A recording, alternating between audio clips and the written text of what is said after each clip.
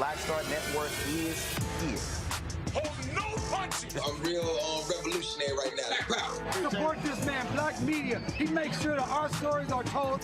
Thank you for being the voice of Black America, Roland. Stay black. I love y'all. All momentum we have now, we have to keep this going. The video looks phenomenal. See, this difference between Black Star Network and black-owned media and something like CNN. You can't be black-owned media and be scared. It's time to be smart. Bring your eyeballs home. You dig?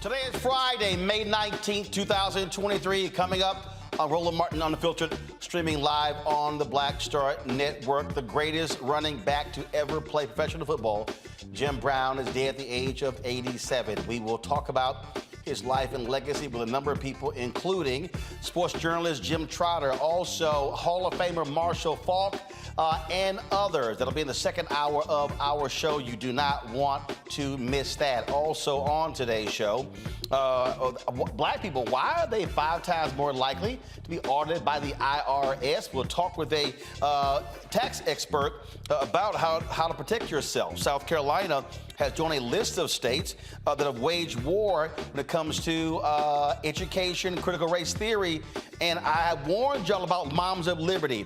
And so Michael Harriot has a 4-part series on the route where he talks about what these folks are doing that's literally destroying black education in South Carolina. You don't want to miss that conversation, folks.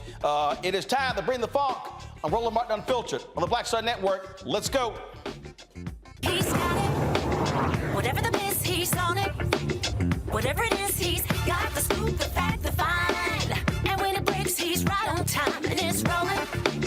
Best believe he's knowing.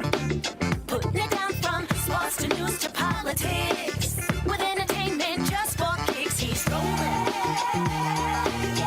It's on go, roll, y'all.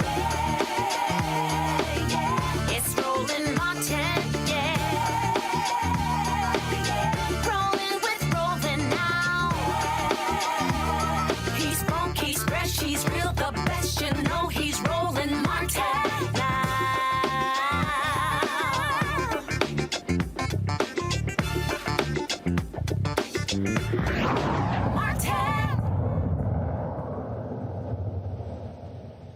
All right, folks, let's get things started here on Roland Martin Unfiltered.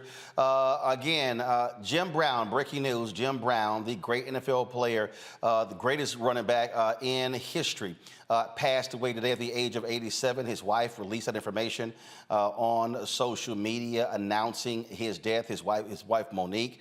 Of course, he was a star football player in college, star in the NFL, played only 9 seasons, left at the height of his career, finished as the all-time greatest rusher in NFL history, a record later broken by Emmitt Smith.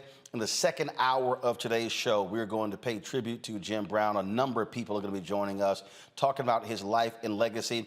But also remember, it wasn't just what he did on the field in Hollywood, but also when it came to community groups and also anti-gang initiatives. And so there are a number of folks we'll be chatting with, journalists as well as activists, as we talk about, remember, Jim Brown, again, dead at the age of 87.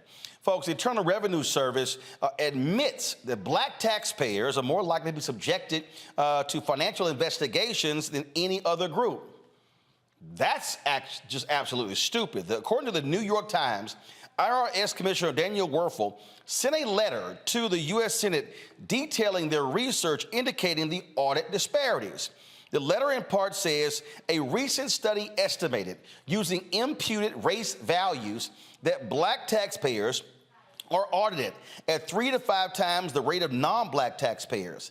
The research further suggests that most of this disparity is driven by differences in correspondence audit rates among taxpayers claiming the Earned Income Tax Credit. We're deeply concerned by these findings and committed to doing the work to understand and address any disparate impact of the actions we take. Joining us now is an IRS-registered tax preparer and the owner of Infinity Taxes and Beyond, Douglas Lawson from Riviera Beach, Florida. Douglas, glad to have you here. Roland Martin Unfiltered. What the hell? Seriously?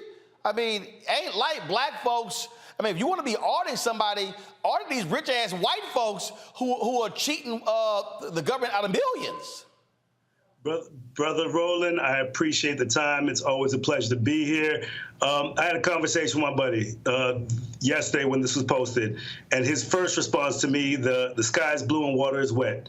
It's happening. It's continuing to happen. And because they found out that it's actually disparity at 5 times the amount of non-black taxpayers are being audited, it's ridiculous. So when we have 5 times the amount of our black folks that are being audited by the IRS and the disparities that are currently set, we have to understand that the system is working exactly how it was created to work. It's not broken.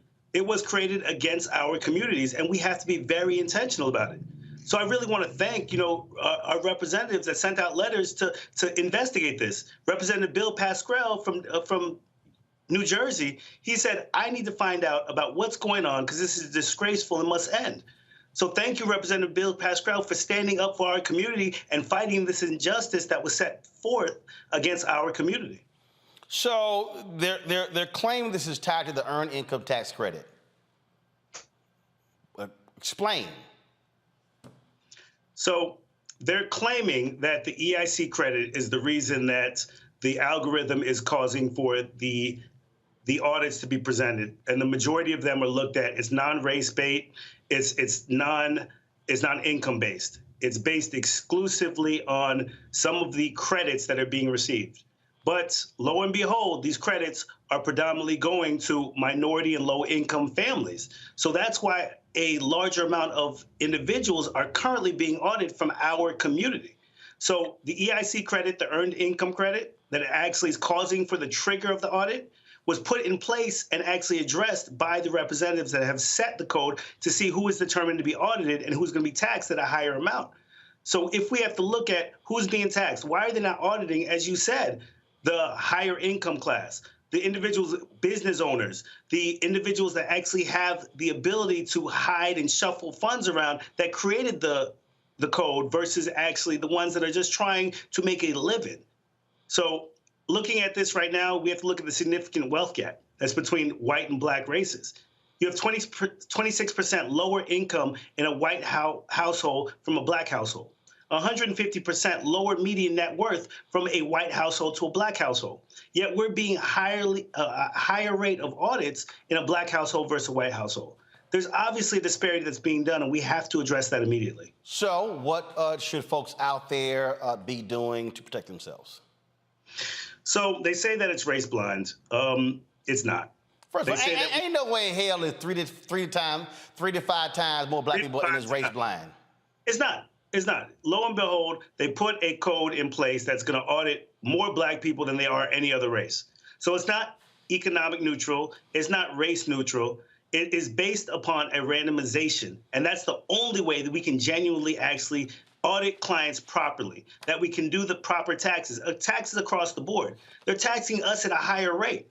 When you have individuals that are making more income that are paying less tax than the low and median income families, it's ridiculous because they understand the discrepancies and disparities that they have to address. They understand that they actually have tax barriers and benefits with home ownership, with business ownership.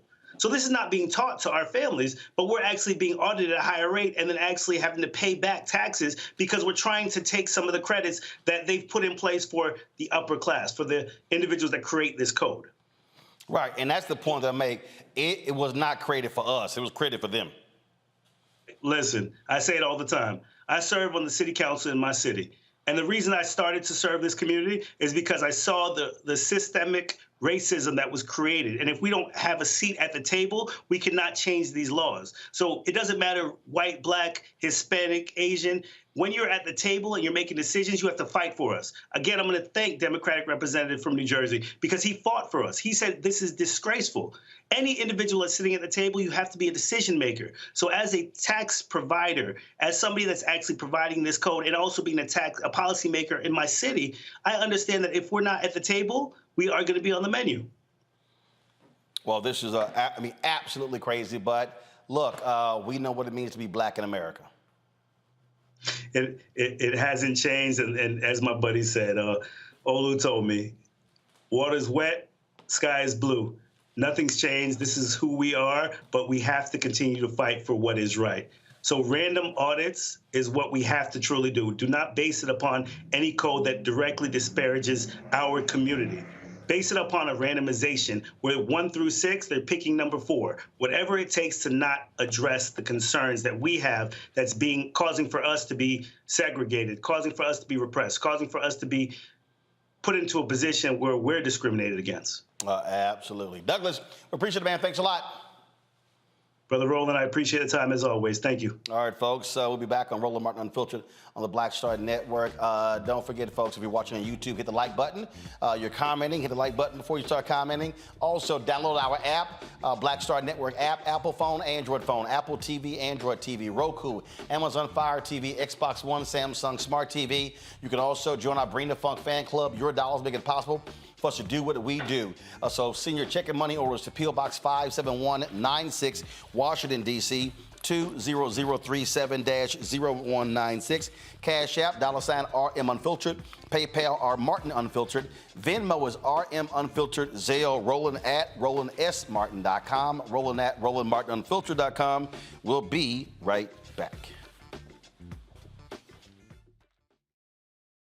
Hatred on the streets, a horrific scene, a white nationalist rally that descended into deadly violence. White people are losing their damn minds. An angry pro-Trump mob storms the U.S. Capitol. We've seen We're about to see the rise of what I call white minority resistance. We have seen white folks in this country who simply cannot tolerate black folks voting. I think what we're seeing is the inevitable result of violent denial. This is part of American history. Every time that people of color have made progress, whether real or symbolic, there has been what Carol Anderson at Emory University calls white rage as a backlash. This is the rise of the Proud Boys and the Boogaloo Boys. America, there's going to be more of this. Here's all the Proud Boys, Dave. This country is getting increasingly racist in its behaviors and its attitudes because of the fear of white people. The fear that they're taking our jobs, they're taking our resources, they're taking our women. This is white fear.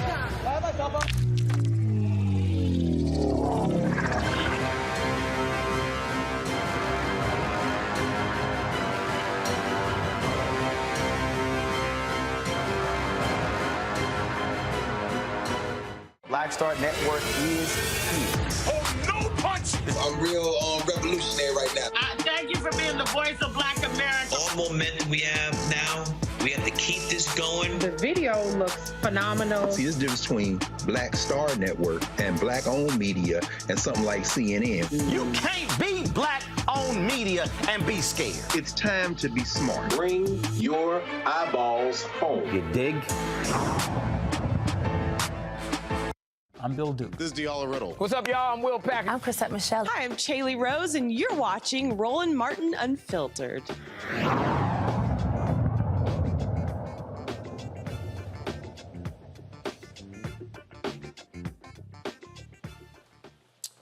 All right, folks, let's bring in our Friday panel. Glad to have them here. Matt Manning, civil rights attorney. He joins us now. Glad to have Matt. Matt, what hotel you in now? And get that orange Texas pillow out of the shot. We can't have that. Black and burnt orange don't go together. Matt joining us from Corpus Christi. Of course, we have Michael Imhotep, host of African History Network show out of Detroit. Thank goodness he ain't got no Sigma crap in the shot. And then, of course, from South Orange, New Jersey, legal analyst Candace Kelly. Glad to have all three of y'all on the show. Candace, you see this here. I mean, who these folks think they fooling? We know black folks are being targeted. And listen, anytime that you are black in America and you're walking around the streets and something feels a little bit off, you are probably right in assuming that it is because you are black in America. So when I hear about the IRS and the audits that have probably been unlawfully done, I'm just here waiting for the lawsuit. There are a lot of people who are going to be going back in their records and saying, why was I audited? Was I a part of this? And you know that there's a discrimination lawsuit going. And let me tell you, when we talk about the IRS, we are talking about mental anguish and distress. And I'm sure that there's going to be some type of distress part of the lawsuit that's going to be a big part of it. Because anybody who knows when the IRS is on your back, it is stressful. It is stressful. So I expect a lawsuit to be coming. And Matt, I mean, my goodness. I mean, we talk about folk with the lowest wealth in this country and being hit 3 to 5 times more when you got all these rich folk who they the ones who really need to be targeted. Yeah, I don't think that's wrong at all. And I think what's especially insidious about this is the idea that when you look at the earned income tax credit, what you're talking about is people below a certain median, home ownership, or rather home asset value, right? Or assets in their home. So that means to me that there's an implication that these people are people who are allegedly defrauding the IRS, right?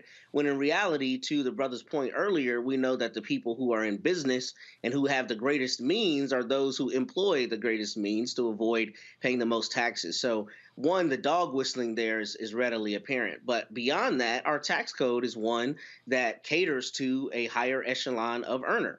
So the idea that the lowest echelon of earners, which here obviously dovetails with Black and brown people, unfortunately, because of the disproportion in our society, shows that there's an implication that people are cheating the system. And these are the people who are not cheating the system, are in fact the people who are not, that the system is created for, which is the richer folks. So I think you're right. And I think Candace is completely right.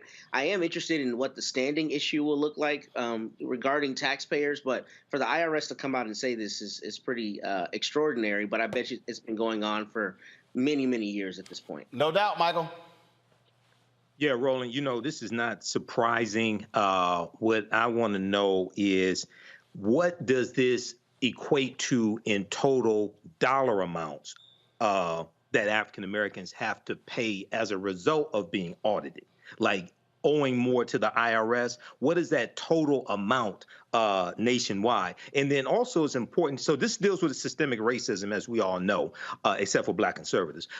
It's also important to note that African Americans pay 13% more in property taxes each year as well. And this is documented. There was a article the Washington Post had in July 2020 that talks about this as well. And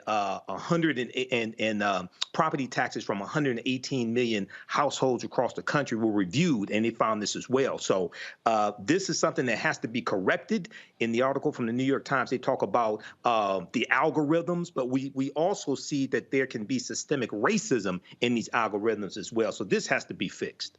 Indeed, it has to be fixed, and hopefully it gets done. Folks, today in Harlem, family and friends gathered to pay their respects to Jordan Neely, the Black man who was choked to death on a New York subway train station by Daniel Penny. Reverend Al Sharpton actually preached a eulogy at today's funeral. Of course, he was killed on May 1st. And Perry has subsequently been arrested, a former Marine, been arrested for second-degree manslaughter, where he was released on $100,000 bail. Now, Penny claims he stepped in to protect himself and other subway passengers from Neely. Now, Penny's next court date is scheduled for July 17th. You've heard a lot of folks, again, sharing their thoughts and reflections on Jordan Neely. He often was someone who was on New York subways dancing as he was a Michael Jackson impersonator, and you know, look, he had his issues, but he was an unhoused man, and again, everyone knows there's no reason in the world that this man should be dead as a result. Again, at today's funeral, Reverend Al Sharpton preached the eulogy of Jordan Neely today. Here is some of what he said.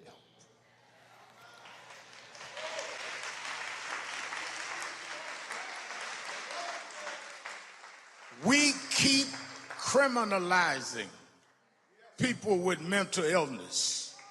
People keep criminalizing people that need help. They don't need abuse, they need help. I want to know who called the order that it was all right for this man to choke this brother to death and go home and sleep in his bed. Who gave the order that it was all right to release him? We can't live in a city where you can choke me to death with no provocation, no weapon, no threat, and you go home and sleep in your bed while my family got to put me in a cemetery. There must be equal justice under the law. The sick part about it is that he'd been choked much of his life. The agencies that failed to keep him and give him mental health choked Jordan. Those that let him go, even though they had his record of needing help, they choked Jordan. The city agencies choked Jordan. He'd been choked most of his adult life. He's an example of how you're choking the homeless, how you're choking the mentally ill, how you're choking all over this city. Folks, again, Jordan Neely laid to rest today in Harlem. Crazy story out of Washington, D.C. A federal grand jury indicts a Washington, D.C. Metropolitan Police Department lieutenant for his role in the January 6th domestic terror attack. But here's what's crazy about this story. This lieutenant supervised the intelligence branch of the Metropolitan Police Department. He tipped off former Proud Boy member leader Enrique Tarrio about a pending warrant for his arrest just ahead of the January 6th attack. Shane Lamont was indicted on 1 count of obstruction of justice and 3 counts of making false statements. The charges stem from the investigation into burning a Black Lives Matter banner in December 2020 when the Proud Boys were roaming the streets of D.C. for a pro-Trump event. According to the indictment, Tarrio and Lamont communicated at least 500 times using cloud-based messaging services between July 2019 and January 2021. Tarrio and other members of the far-right group were recently found guilty of seditious conspiracy in connection with the Capitol attack. Now, Tarrio was not in D.C. on January 6th. A judge banned him from the city the day before the attack. This story here is pretty crazy, Matt, because you have a D.C. cop who's over the intelligence unit who, frankly, is aligned with the Proud Boys.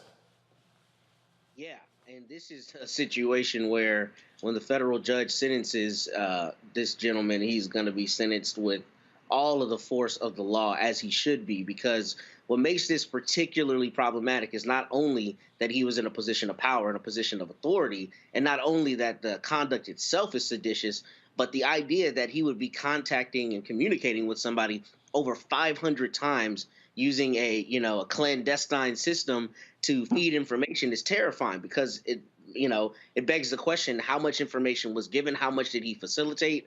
And right now, he may be looking at the least of the charges that ultimately come. Right now, it's obstruction of justice and lying, but it could ultimately be sedition. It could be all the way up to treason. If it's found with the prosecutors that, what he was communicating was directly facilitating this attack on the Capitol, which we know is obviously one of the greatest documented affronts to democracy in the history of this country. He should not only have the book thrown at him, but it should be very terrifying to all people out there to consider that the police, which we know are not obviously beyond reproach, would be intimately involved in facilitating a terrorist attack on the seat of government.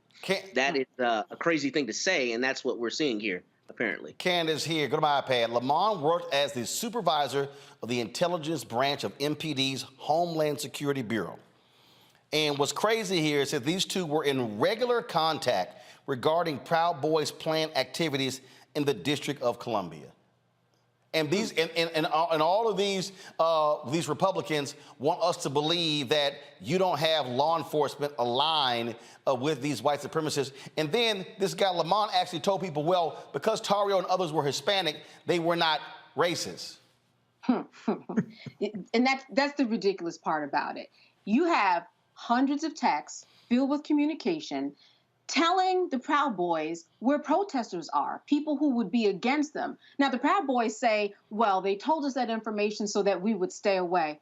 Proud Boys are not known for going away from things that are going wrong or things that, protesters. They go to the action, and that's what was going on here, and that's why he was fired. Someone in his position, a position of power like that, someone who was supposed to be doing something opposite than what he did, this is why, as was spoken on the panel already, this is why he's going down. He is going to have the book thrown at him. It's not going to be just this. It's going to be more, because they're going to see a connecting of the dots as to the information that was given to the Proud Boys and how they disseminated themselves amongst the crowd, amongst the people, in order to carry out violent acts. If you go online right now, you will see several videos of the Proud Boys hitting other people, slamming other people down, and then the police just saying, you need to go on your way. That would never happen. If it was anybody, black, white, woman, or man, no one would ever get away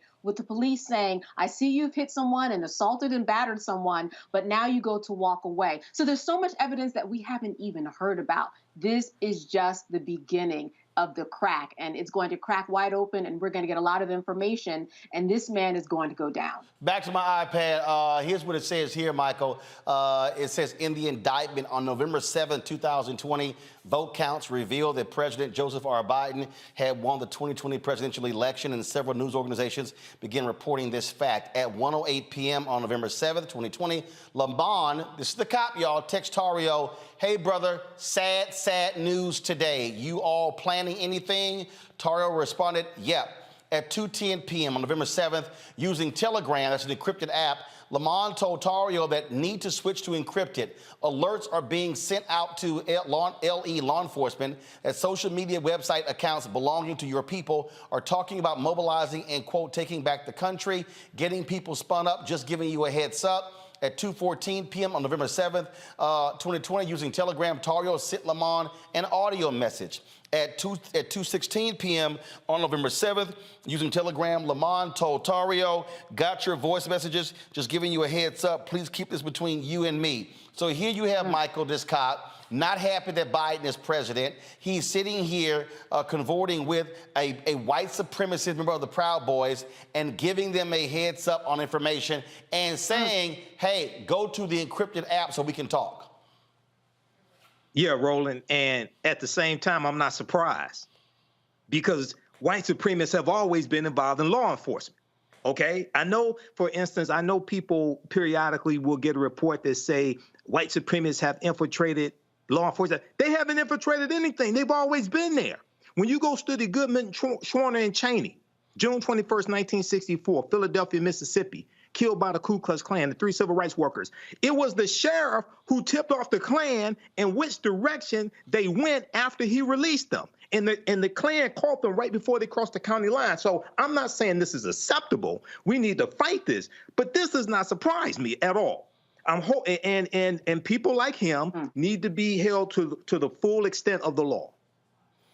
Indeed, indeed. All right, folks, hold tight. First of all, before I go to the break, sheriff's indicted for this took place in Georgia. We covered this story here. A Georgia grand jury has indicted 3 former law enforcement officers for beating a black inmate inside a county jail. Former Camden County Deputy Ryan Beagle and detention officers Mason Garrick and Braxton Massey are facing charges of battery, simple battery, and violations of oath by a public officer. The incident happened in September when the 3 officers were caught on video beating Jared Hobbs, who was initially hit with 10 additional charges after the incident, but those charges were dropped once the video was released. If convicted, the officers could face up to 12 months in jail. However, the violation of oath by a public officer charge is a felony with a possible punishment of 1 to 5 years in prison. And so, again, glad to see that happen. Now let's see if they get convicted. All right, folks, got to go to a break. When we come back, we're going to talk about Moms for Liberty. I've been warning y'all what happens when we sit out school board elections.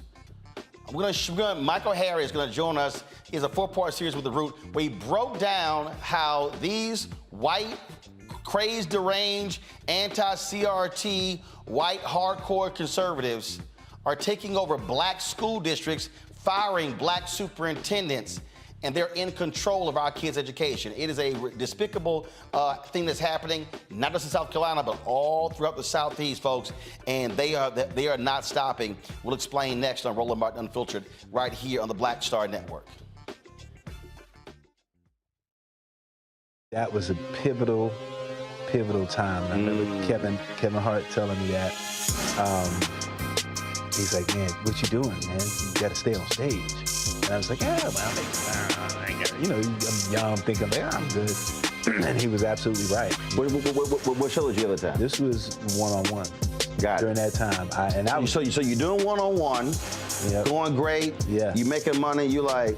I'm like, I don't need to leave. I don't need to leave from Wednesday, Thursday to Sunday. I didn't want to do that. It was just like, I'm gonna stay here. Or I didn't want to finish work Friday, fly out, go do a gig Saturday, Sunday. I was like, I don't have to do that. And I lost a little bit of that hunger that I had in New York. I would hit all the clubs, run around. Sometimes me and Chappelle or me and this one or that one, we go to the Comedy Cellar at 1 in the morning. And that was our life. And we loved it. You do 2 shows in Manhattan, go to Brooklyn, leave Brooklyn, go to Queens, go to Jersey. And I got complacent. I was like, I got this money, I'm good. I don't need to go chase that, because that money wasn't at the same level that I was making, but what I was missing was that training. Yes. Was that. And it wasn't the money. It was the money. It was that's what I needed.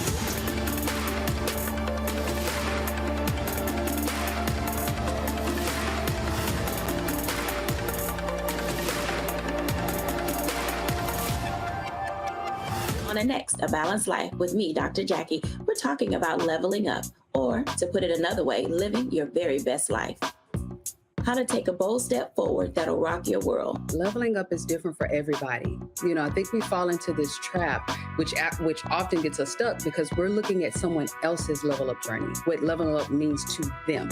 For some, it might be a business venture. For some, it might be a relationship situation, but it's different for everybody. It's all a part of A Balanced Life. That's next on Black Star Network. Hey, what's up, everybody? It's Godfrey, the funniest dude on the planet. And you're watching Roland Martin Unfiltered. Ow.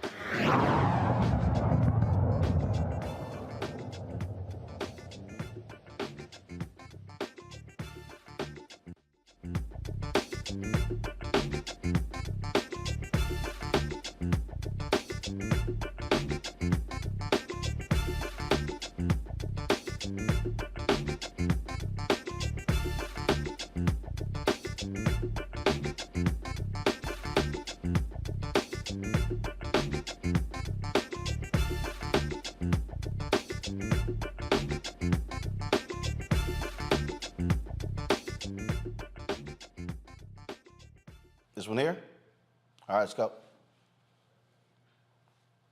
All right, folks, you might remember me warning you about this group called Moms for Liberty. We had one of those crazy nutcases on the show. What was that woman's name? Keisha King?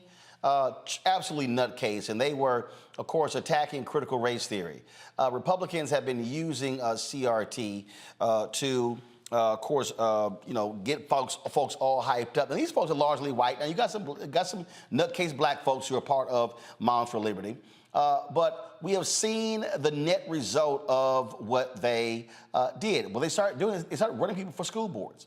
And they were highly successful in taking over school boards in the Southeast, Florida, South Carolina, and some other places. Well, Michael Harriot with The Root has done a four-part expose breaking down how devastating these folks have been in South Carolina, how they have been taking over school districts, firing black superintendents, and they are literally now, in many cases, in control of the education of our children. Michael Harriot joins us right now. Michael, glad to have you back on the show.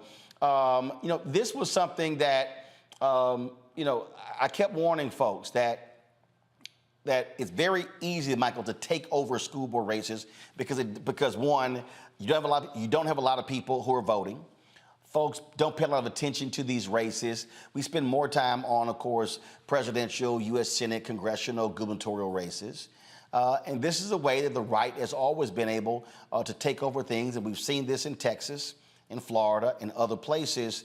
But what these folks are doing, I mean, Steve Bannon and others actually said this is what they were going to do. They were going to infiltrate and take over school districts in order to control the curriculum and the hiring, firing of superintendents and teachers. Yeah, it is, one of the things, one of their tactics, right? But I would argue that the school board elections is quite the opposite, right? Like, I think that they are using school board elections to turn out their disinterested voters. Like, if you imagine that the average white parent, doesn't care about Trump policies. They know that he's screwing up America. They know that the Republicans don't have an agenda, right? So how do you get them excited about turning out, right? Well, you threaten their children with this boogeyman called CRT.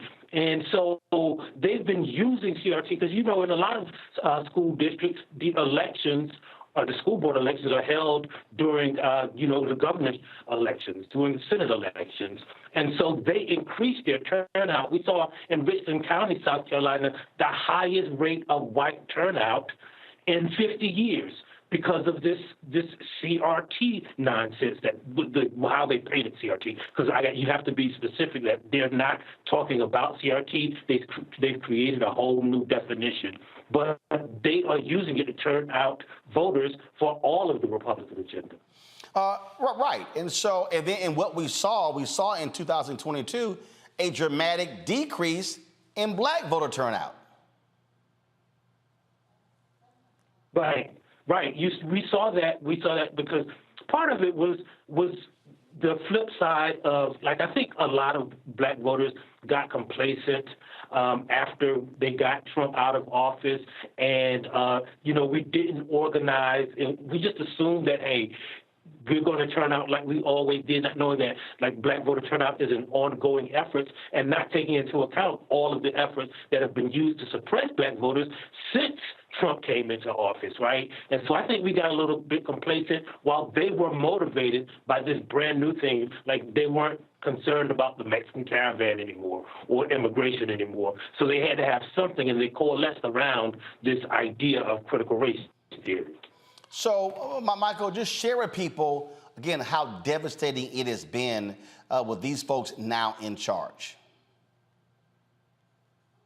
Yeah, so one of the things that we did with the grill is we looked at 3 specific cases, right? So the first case was a woman named Gloria Boutte, right? She is like one of the godmothers of what we call culturally responsive teaching. And we looked at how they turned culturally responsive teaching, which has been around for 30 years, into critical race theory and used it.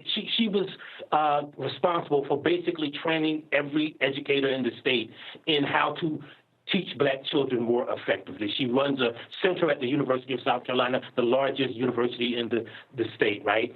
And so what they did is they basically made it illegal in different school districts to even hire her to teach their children how to how to teach the teachers how to teach black children. And remember, this is right after George Floyd was killed. So school districts were saying, well, we got to get some more African-American education, history, literature. And what these parents did is mobilize.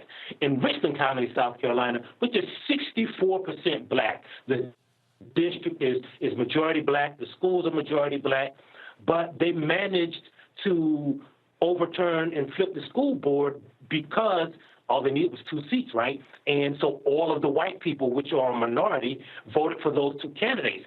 The top vote getter was a woman who won by 14.7%. So if all of the white people vote for those conservative candidates and they split the black vote amongst the other 11 people running for office, then the white people can affect elections with a small minority of voters. And as soon as they did it, they kicked out the superintendent of that district had been awarded by every educational association that year, in the past 2 years, as superintendent of the year, nationally, locally, statewide. Like, he had a wall full of awards. They kicked him out.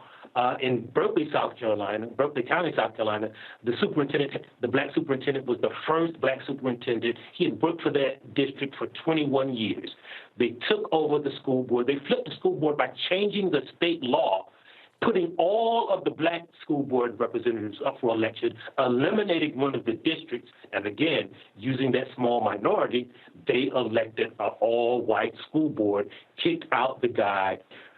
And then what they're doing is they're paying these people huge severance packages, but you got to remember, these are majority black places, so the black people are paying for these problems to go away while the white people are doing it and reducing the education, the history, the culture of black people in the education system. Michael, hold tight 1 second. I got to go to a break. We come back. We're going to continue to have this conversation and bring in our panel as well. Folks, trust me, this is their strategy, and they want to do this in school board elections this year. They want to do it in 2024. So don't think this is sort of a one-off. This is real. You're watching Roland Martin Unfiltered on the Black Star Network. Folks on YouTube, hit that like button, y'all. We should be way over 1,000 likes. Should be easily at 2,000 by now. Download our app, of course, download our app, Black Star Network app. Apple phone, Android phone, Apple TV, Android TV, Roku, Amazon Fire TV, Xbox One, Samsung Smart TV. You can also, of course, support us by joining our Bring the Funk fan club. Send your dollars to money orders, check money orders, P.O. Box 57196, Washington, D.C. 20037-0196. Cash App, $RM Unfiltered. PayPal, R Martin Unfiltered. Venmo is RM Unfiltered. Zelle, Roland at RolandSMartin.com. Roland at RolandMartinUnfiltered.com. Be sure to get a copy of my book, White Fear, How the Browning of America is Making White Folks Lose Their Minds. Available bookstores nationwide, Amazon, Barnes & Noble, Target, Books A Million. Download your copy on Audible. We'll be right back. When you talk about blackness and what happens in black culture, we're about covering these things that matter to us, speaking to our issues and concerns. This is a genuine people-powered movement. There's a lot of stuff that we're not getting. You get it, and you spread the word. We wish to plead our own cause. Too long have others spoken for us. We cannot tell our own story if we can't pay for it. This is about covering us. Invest in black-owned media. Your dollars matter. We don't have to keep asking them to cover our stuff. So please support us in what we do, folks. We want to hit 2,000 people, $50 this month, raise $100,000. We're behind 100,000, so we want to hit that. Y'all money makes this possible. Check some money orders. Go to P.O. Box 57196, Washington, D.C. 20037-0196. The Cash App is $RM Unfiltered. PayPal is R Martin Unfiltered. Venmo is RM Unfiltered. Zelle is Roland at RolandSMartin.com. Next, right here on The Frequency, the woman they call the Gifted Eye, hip-hop celebrity photographer Cory Soldier. She's the master storyteller that captured the history of hip-hop through the lens of her camera. Tupac comes out, the next thing you know, you didn't know who they were at first. You just seen all these dudes just come rushing the stage. Then you realize Biggie gets a bottle of champagne, he pops it open, sprays it on the crowd, he drinks the bottle. Coy Soldier, the hip-hop celebrity photographer, joining me right here on the next episode of The Frequency on the Black Star Network. What's up, what's up? I'm Dr. Ricky Dillard, the choir master. Hey, yo, Peace World, what's going on? It's the Love King of R&B, Raheem Devon, and you're watching Roland Martin, Unfiltered.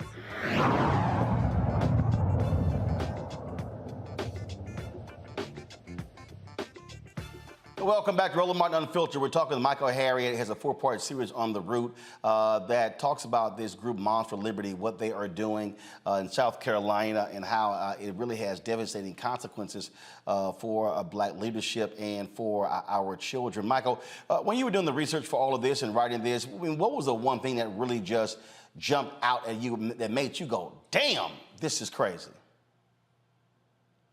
Well, the most interesting part of it to me is that, like, you have a woman like Gloria Boutte, who's literally been on every continent teaching how to teach minority children.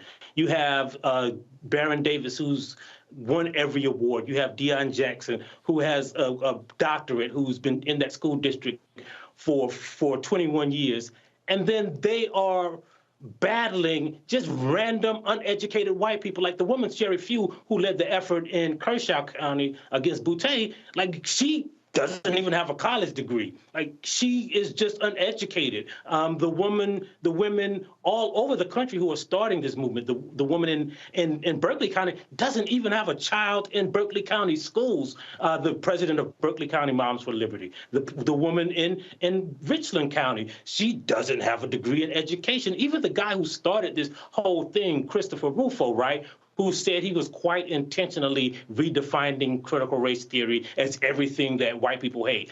He doesn't have any education, experience, or training in education. And that's the crazy thing. Like, you have, like, the most excellent Black people going up against white people who just believe things, who've never studied critical race theory, who've never studied education, who've never even studied, who don't even have a tie to the education system in their district.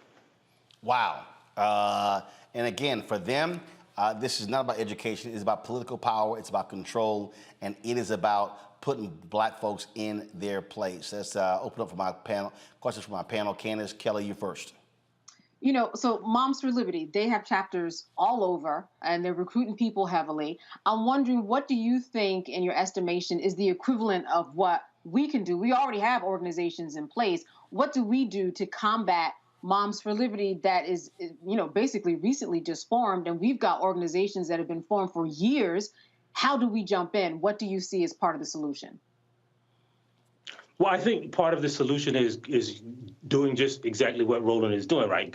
Telling people about the threat that they pose.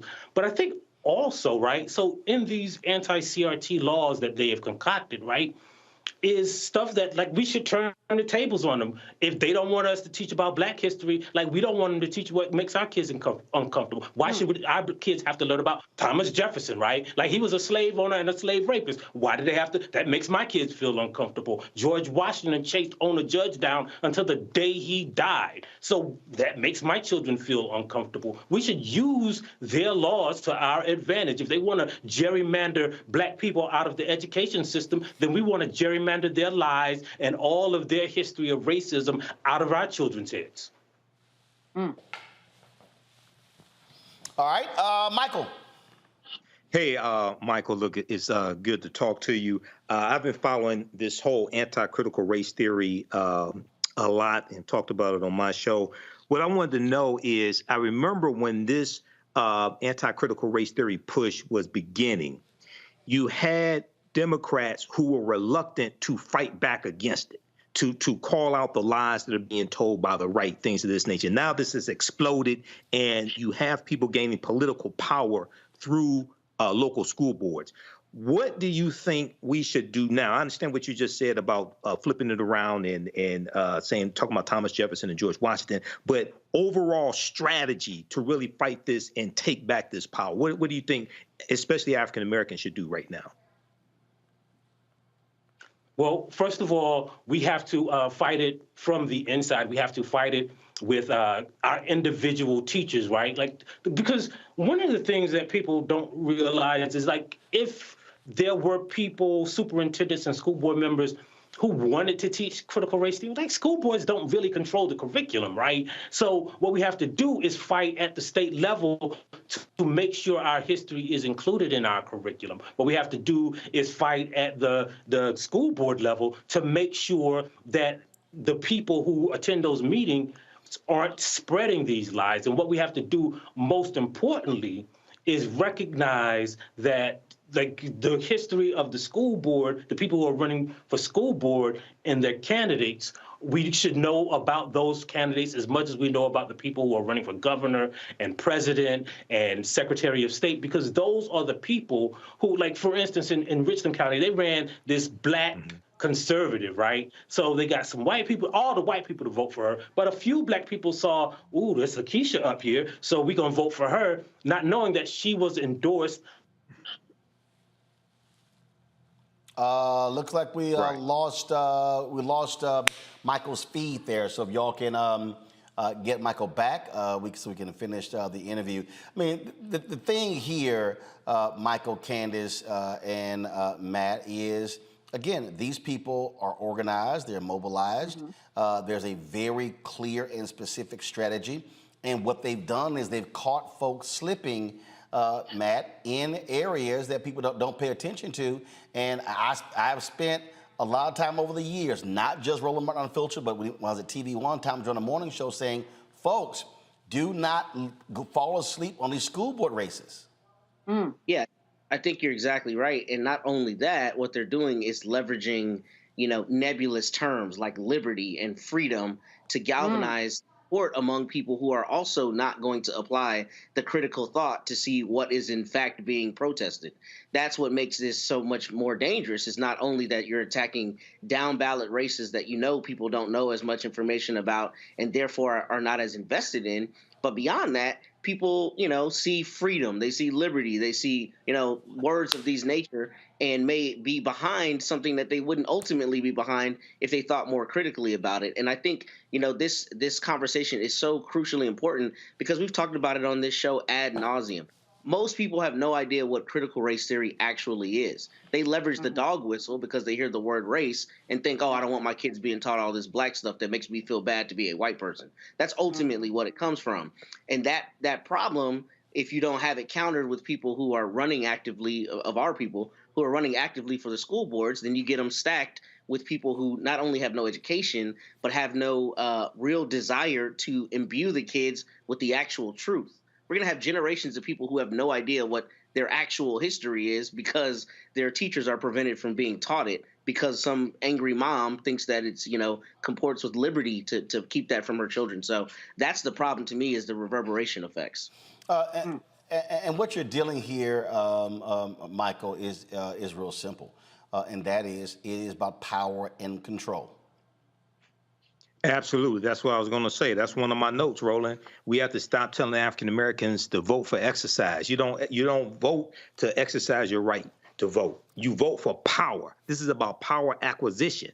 And what Stephen K. Bannon and others have taught these white conservatives is that the road to political power in America is through local school boards. And what happened was they tapped into the frustration that a lot of these white people had with COVID-19 restrictions, where their children having to wear masks in school, things of this nature.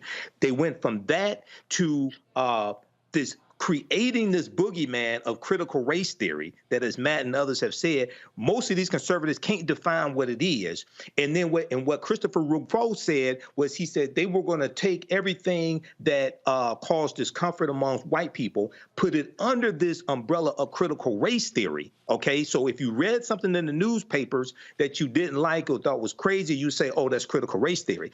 The problem that we have on our side, and the problem with many Democrats, which is why I'm neither Democrat nor Republican, is that there was no plan to properly respond to that plan coming from the conservatives. Cornell Belcher, the pollster, Cornell Belcher, African-American, he talked about on MSNBC how he had been in many meetings with Democrats early on, and he was telling them, you have to confront what's coming from the right, weaponizing critical race theory. He said many of these white Democrats didn't want to do that. This is why we have to have strategies that are independent of a political party to push our own agenda and protect us from white supremacist nonsense like this. Well, again, what I keep saying to people is, look, majority of the kids in public schools today are black and brown. That's a fact. And if we are sitting on the sidelines and sitting out these elections, it's very easy to come in, run folks, take some resources, and take it over. And I keep telling people, this is going to be happening in South Carolina, North Carolina, rural areas, in the city as well. And so we got to be very cognizant of all of this, because this is a fundamental problem. And again, this is how this is how they mobilize and organize. As Michael Harriot said, they were using this to energize their base. It was driven by race. It was driven by white fear. I laid out in my book, this is what it was all about. And so, frankly, a lot of us were not paying attention. There were hundreds of thousands of black people in South Carolina did not vote in 2022. This is what they did. And what did they do? They went in and started firing black superintendents, started firing black educators. Folks, this is real. This is real. And if you're sitting and watching right now and you're saying, I don't see any big deal with this, do understand this is going to spread, and you're going to look up and they're going to be in control of places where African Americans are in the majority. And we frankly can't blame anybody but ourselves when we're not doing our part to stop them. When we come back, Jim Brown, the greatest player to ever play running back. Some say he's the greatest football player ever. Died today at the age of 87, but his legacy wasn't just about football. It was also in Hollywood. It was also in civil rights. It was also in anti-gang work. We will discuss his life and legacy next, right here on Roland Martin Unfiltered on the Black Star Network. Next on the Black Table with me, Greg Carr. Democracy in the United States is under siege. On this list of bad actors, it's easy to point out the Donald Trumps, the Marjorie Taylor Greens, or even the United States Supreme Court as the primary villains. But as David Pepper, author, scholar, and former politician himself says, there's another factor that trumps them all and resides much closer to many of our homes. His book is Laboratories of Autocracy, a wake-up call from behind the lines. So these state houses get hijacked by the far right, then they gerrymander, they suppress the opposition, and that allows them to legislate in a way that doesn't reflect the people of that state. David Pepper joins us on the next Black Table, here on the Black Star Network.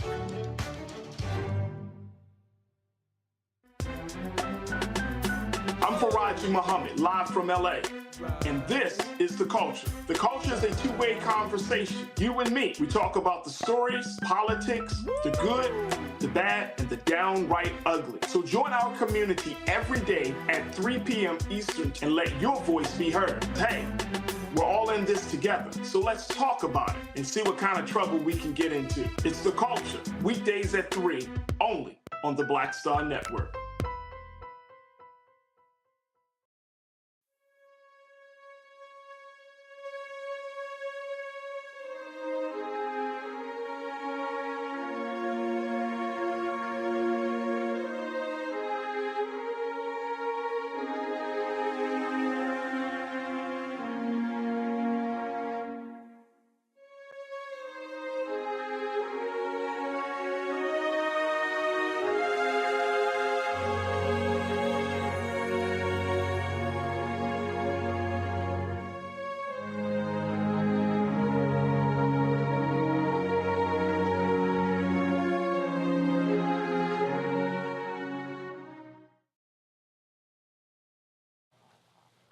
He starred at Syracuse University, should have won the Heisman Trophy, but racism prevented him from doing so.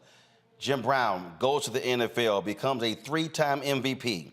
was a 1964 NFL champion, 9-time Pro Bowler, 8-time first-team All-Pro, elected to the Pro Football Hall of Fame class in 1971, named to the NFL 100 all-time team. He is considered the greatest running back to ever play the game.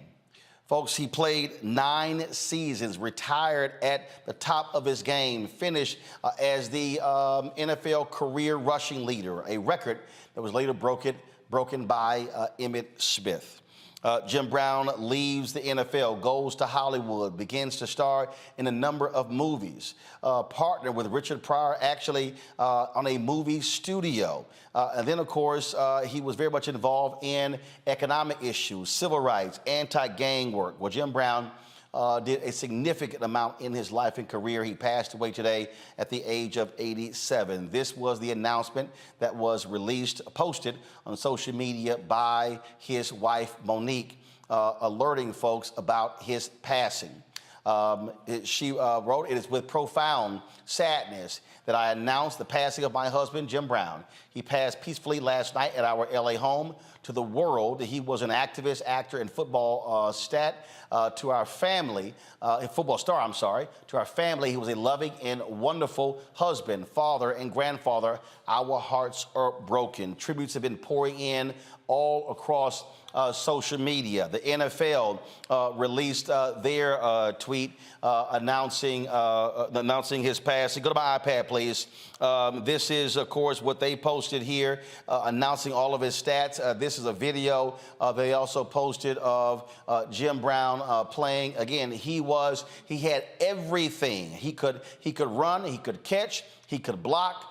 He was fast and he was strong. He was an incredible athlete and someone who, again, every running back in NFL history is measured by. When they talk about running backs, he is simply the gold standard in professional football. But the thing about it, he wasn't just a football player. He also was a lover of lacrosse in many ways. Paul Robeson, who also was a star athlete, he also loved lacrosse as well. And Jim Brown actually once said that he would rather play lacrosse for 6 days and play football on his 7th day.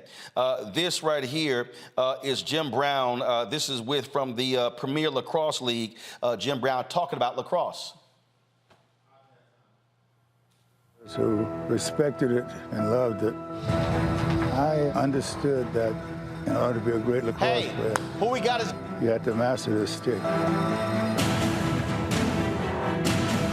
Rambo protecting, spinning, back and forth. Rambo slips away, scores! In lacrosse, in order to be an MVP, you have to have a lot of things going for you. You have to be a great stick handler. Beat the behind the back, and he scores!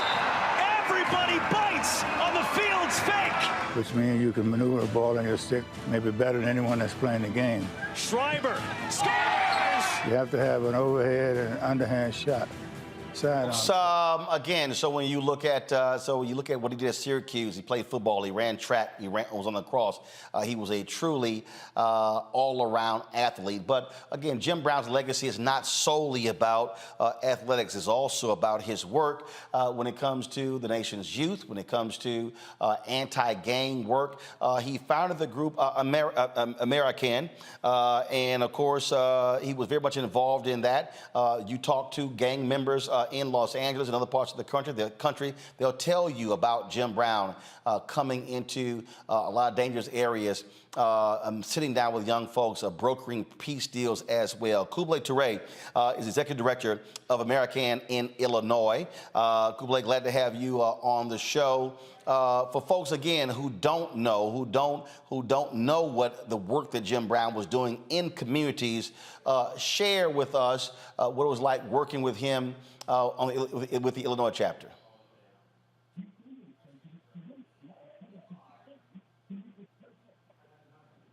All right, Toure, are you there?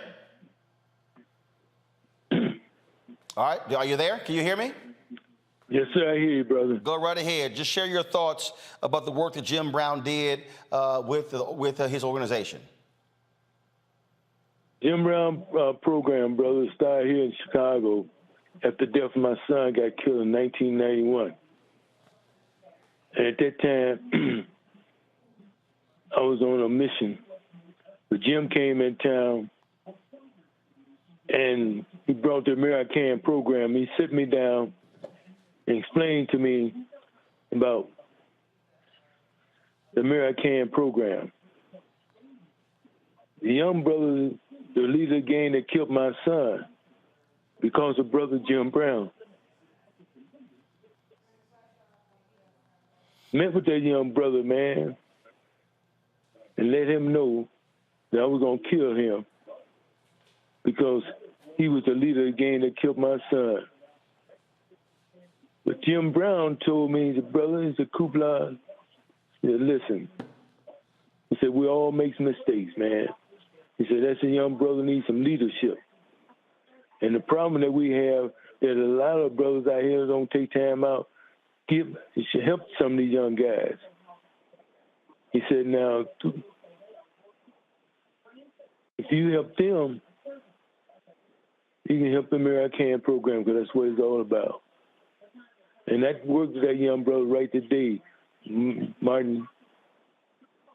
The work of the American in Chicago is deep, but we never got no kind of help other than from Brother Jim Brown. And the program was self-sufficient. But, and that's one reason I never reached out to Jim for no help. One of the things, again, people don't know, just the number of times he mediated disputes between gangs. Roland, very, very valid point. Because of Jim, when he came in this city, he would get with me, and there would be a lot of hot issues flying up, and Jim would go in those areas with me and sit down and talk with them brothers, man. What a lot of people don't understand also, Roland, is this. Stateville Penitentiary. Jim Brown and I went to Stateville Penitentiary, talked to a lot of brothers behind the walls. A lot of them guys had a lot of influence out here on the street. And because we talked to a lot of them guys, you know, he was able to relate to him about the American program. And when a lot of them guys got out, I ran the American program in Chicago. And in Chicago, we said, educate before you agitate. Communicate and participate. It's a process. In the national level, it said, in a decision-making process, eliminate your negative and establish the facts, then choose your best option. The bottom line, Martin, is that the work that we put in, that Jim put in, is unspeakable, brother. For the last 30 years, I've been with that brother, man. And I went through all kinds of things. We've been all kind of problems here in Chicago. And do you know I can't get no help? I can back up everything. We initiated the Game Truth. So many, put out so many little fires. But here's the other thing, Martin. When I became a fireman, when my son got killed, but I initiated the Game Truth because of Jim. From that point on, brother, I've been working in these streets. And Jim always had my back. And just recently, the other day when I called you, I was going to send you information about the black firefighters and this American program working in the streets. You know, right now, brother, after 30 years, I got a young brother that teaches boxing over at the Robert Taylor Park named Jeff Mason, former gangster disciple. For 30 years, that brother, I've been working that program. I got another young brother, the Vice Lord, Coach Charles Rice on the West Side, Lindale Eagle football team. For 30 years, brother, these programs, I've been working through the American program. So we've been doing the work, brother, but don't nobody want to give us our props. You know, as a black man, it's hard for a black man to be himself, because if you can't be yourself, then other people want to buy you off. You know, so I'm not with all that. Jim wasn't with all that, but I learned a lot from Brother Jim. He was my mentor, and he was my big brother, man, and I love that man. Kublai Ture, we appreciate you sharing your reflections of Jim Brown. For folks, if they want to support your organization, where do they go? Is there a website they can go to? Yeah, no, right now I don't have a website. They can always reach me by my phone number. I have no problem with it. Area code 773-443-7809. And they right, and it's American, Illinois. All right, just repeat the phone number one more time. 773-443-7809. All right. Martin, let me say, may Allah bless you and your family, brother. And I'm praying that He have mercy on my big brother's soul, man. I appreciate it. Thank you so very much. Thank you, sir. Thank you. I'll start with you, Michael, and that is, when we talk about, you listen to Kublai there are very few people who, when they walked into the room, they demanded a level of respect. Jim Brown was one of those guys. It seemed like you never ever saw Jim Brown smile, but he had the demeanor that could demand that level of respect from some of the toughest cats you can ever think of. Yeah, I think he did. I never met Jim Brown, but I think that's correct. There was an interview he did with the Washington Post in 1979 where he talked about it being very difficult for white America to understand that if you are part of football's elite, why you're not satisfied with the recognition and the money. He wanted all of his rights as an American citizen. I remember growing up. So I was born in '71. So he retired from the NFL in '65. Probably my earliest memories of Jim Brown was seeing the movie The Dirty Dozen and watching it on TV. Okay, he was in the movie The Dirty Dozen. I remember he was in the movie Riot as well. Then I saw the blaxploitation movies, Three the Hard Way, one of my favorite movies. Okay, Three the Hard Way with probably the first black martial arts star, which was Jim Kelly. Okay, they were in that movie together. He's in the Slaughter movies as well. Then in the 1990s, he's in the movie The Original Gangsters, which reintroduces these what were termed in Ebony magazine blaxploitation stars, reintroduces them to another generation. Okay, and then you have the work that he did, the anti-gang violence work. I remember watching on CNN, like when the Rodney King verdict happened and the rebellion that took place after that, and Jim Brown talking about the work he was doing with Mayor Khan as well. And lastly, Roland, in the past couple of years, there's a movie that Regina King directed called One Night in Miami, which is a fantastic movie which deals with the fictional account of the night of February 25th, 1964, after Cassius Clay defeats Sonny Liston. And it's a fictitious account of a party that Malcolm X had back at his hotel room with Jim Brown, Cassius Clay, Muhammad Ali, and Sam Cooke. It's a fantastic movie. So, we really need to study Jim Brown. There may be some things that we disagree with here and there. The picture that you're showing right there is the Cleveland Summit, 1967, after Muhammad Ali is stripped of his title as well, and you have these African-American athletes. You have Lou Alcindor, before it's Kareem Abdul-Jabbar, I think it was Lou Alcindor. You have Bill Russell, et cetera. Many of them are there for different reasons, but it's important for us to study these African-American men. All right, hold tight 1 second. I got to go to a break. And of course, in that photo, you saw Jim Brown and Bill Russell. We lost Bill Russell earlier this year. Reverend Jesse Jackson Sr. alluded to that. I'll read his statement when we come back. Folks, you're watching Roland Martin Unfiltered as we pay tribute to the legendary Jim Brown, who died last night at the age of 87. You're watching the Black Star Network.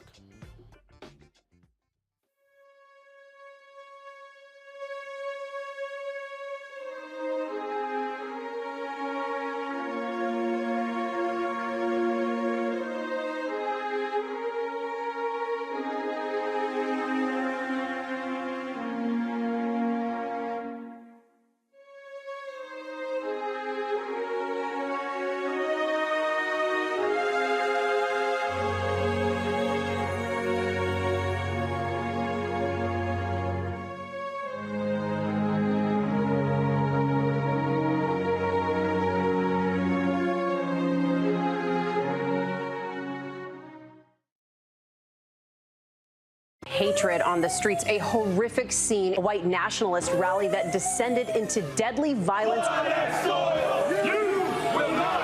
White people are losing their damn minds.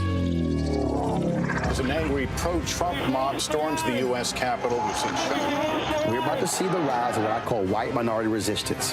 We have seen white folks in this country who simply cannot tolerate black folks voting. I think what we're seeing is the inevitable result of violent denial. This is part of American history. Every time that people of color have made progress, whether real or symbolic, there has been what Carol Anderson at Emory University calls white rage as a backlash. This is the rise of the Proud Boys and the Boogaloo Boys. America, there's going to be more of this. Here's all the Proud Boys, guys. This country is getting increasingly racist in its behaviors and its attitudes because of the fear of white people. The fear that they're taking our jobs, they're taking our resources, they're taking our women. This is white fear.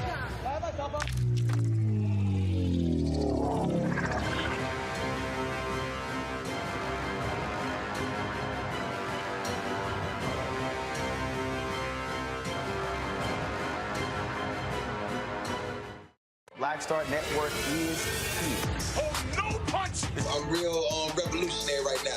Thank you for being the voice of Black America. All momentum we have now, we have to keep this going. The video looks phenomenal. See, there's a difference between Black Star Network and black-owned media and something like CNN. You can't be black-owned media and be scared. It's time to be smart. Bring your eyeballs home. You dig?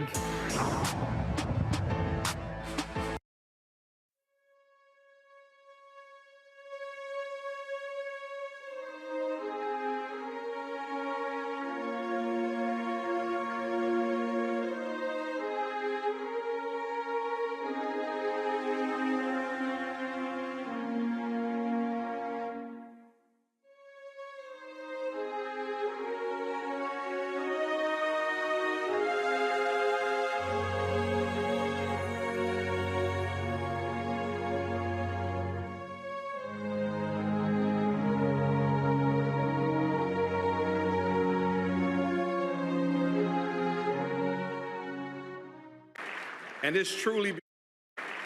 it's truly because of his greatness that the NFL has decided to rename the award given to the league leading rusher. And Barry and I are honored that that award will be given out tonight in honor of Jim Brown. No question about it. No question.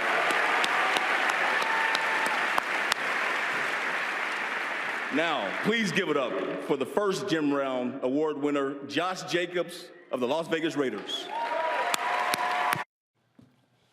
And that was, of course, Jim Brown right there, folks. Go back to it. He was actually in attendance at the NFL honors there, sitting there with his wife, Monique. Again, passed away last night at the age of 87. Joining us right now is longtime journalist who's now with The Athletic, Jim Trotter, who's covered the NFL for a number of years. Jim, glad to have you on the show. When you talk about NFL greats, we talk about greats in all areas. People throw around the phrases the GOAT, the GOAT, the GOAT. I think it's fair to say when you talk about a consensus of who is the greatest running back of all time, somebody probably would be high or drunk if they don't start with Jim Brown. Roland, I go one step further. I've always called Jim Brown the greatest football player, period, that I know of. Now, I was too young to see him play live, but in studying him and studying what he accomplished, those sorts of things, I mean, 8 rushing titles in 9 years, 9 Pro Bowls in 9 years, 3 league MVPs, the only player, only non-quarterback to ever win 3 MVPs in NFL history. I could keep going on and on and on, but to me, Jim Brown was the greatest football player that I know of. If we go back to college, the reason that he's not a Heisman Trophy winner because of racism. There is no doubt he should have won the Heisman Trophy his senior year. What was it? Paul Hornick who won, who was like on a losing team. But again, it was absolute sports journalism racism that he never won the Heisman Trophy, and he set the standard, and he really began that trajectory of these great running backs coming through Syracuse. Well, here's the thing, too, though, Roland. He was not just a great football player. He was a great lacrosse player. And track. As well. Yes, you could make the case that Jim Brown was maybe the greatest athlete we've ever had, period. Now, I will throw one name out there. I would love to have that debate, Jim Brown, Paul Robeson. Okay, you could have that debate. But I'm saying when you are the best in every sport that you compete in, and we know he was the best, well, in my opinion, he was the best in football. In lacrosse, he was the best.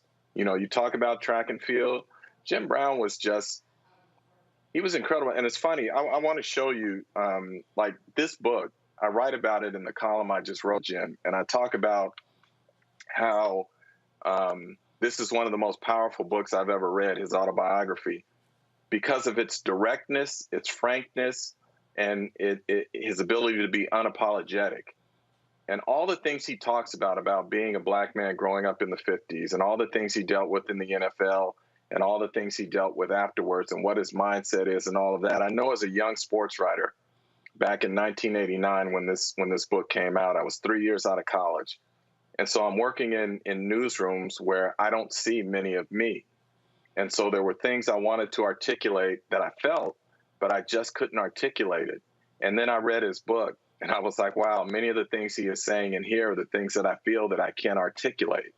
And so people may find it strange when I say that a sports book is one of the most powerful books I've ever read, but his autobiography did that to me. It spoke to me in a number of different ways, and I would recommend it for anyone to read who wants to learn about him, who wants to learn about conviction, who wants to learn about standing up during times where it is either not safe or not comfortable to do so. One of the things, I'm gonna bring in Candace Kelly right here. Candace, this is a story from Anscape. Jesse Washington did this story, and it sort of speaks to what Jim Trotter was just saying there about Jim Brown, and that is his season was over for the Cleveland Browns. The article says here that he was bored, so he decided to go act in the movie, and so he's filming the movie The Dirty Dozen, as it says, to stimulate his mind. Now, he knew he was going to have to prepare for the upcoming season, and he was in the final year of a 2-year deal paying him $60,000. He wanted to play the following season, but he would have had to leave the film. And the owner of the team, Art Modell, was like, hey, sorry. He said, no veteran Browns player has been granted or will be given permission to report late to our training camp at Hiram College, and this includes Jim Brown. Should Jim fail to report to Hiram at check-in time deadline, which is Sunday, July 17th, then I will have no alternative to suspend him without pay. He was like, okay, all right, no problem. And so he says Modell started fining Brown $100 for every day he didn't show up, but no one told Brown what to do, not even the owner of the team he played for. And this is what he did. He wrote the owner, Art Modell. Now, mind you, this is Art Modell, the owner, who has the greatest player on his team. And I guess he thought Jim was a regular Negro. And he wrote him this letter. I am writing to inform you that in the next few days, I will be announcing my retirement from football. This decision is final and is made only because of the future that I desire for myself, my family, and if not, to sound corny, my race. I am very sorry I did not have the information to give you at some earlier date, for one of my great concerns was to try in every way to work things out so that I could play an additional year. I was very sorry to see you make the statements that you did, because it was not a victory for you or I, but for the newspaper men. Fortunately, I seem to have a little more faith in you than you have in me. I honestly like you and will be willing to help you in any way I can, but I feel you must realize that both of us are men and that my manhood is just as important to me as yours is to you. It was indicated in the papers out of Cleveland that you tried to reach me by phone. Well, I hope you realize that when I am in my apartment, I never refuse to answer my phone.